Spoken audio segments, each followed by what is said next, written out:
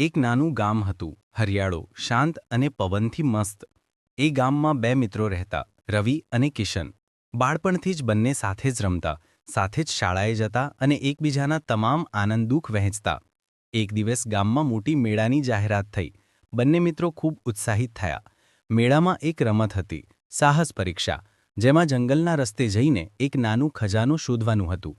બંનેએ નક્કી કર્યું કે સાથે જ જશે. જંગલનો રસ્તો થોડો ભયાનક લાગતો હતો. ઝાડો ઊંચા ઊંચા, પક્ષીઓના અવાજ ગુંજતા અને અહીં ત્યાં ખડકાળા રસ્તા. ચાલતા ચાલતા અચાનક કિશનના પગમાં કાંટો ચૂંભી ગયો. તે પીડાથી રડી પડ્યો. રવિ થોડા સમય માટે વિચલિત થયો, પરંતુ તરત જ પાછો વળ્યો. તેણે કિશનનો પગ સાફ કર્યો, કાંટો કાઢ્યો અને પોતાનો દુપટ્ટો ફાડી પટ્ટી બાંધ્યો. કિશન બોલ્યો, રવિ, તું ખજાનો છોડીને પાછો કેમ ફરી આવ્યો? તું તો જીતે હોત. રવિ હળવેથી હસ્યો. અરે મૂર્ખ, ખજાનો તો ફરી મળી જશે, પણ મિત્રતા, એ તો જીવનનો સાચો ખજાનો છે.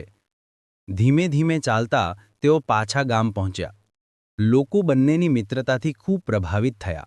મેળાની સ્પર્ધામાં ટ્રોફી તો અન્ય કોઈ જીત્યો, પરંતુ ગામના લોકોની નજરે સાચો વિજેતા રવિ હતો, કારણ કે તેણે મિત્રતાને પ્રાથમિકતા આપી.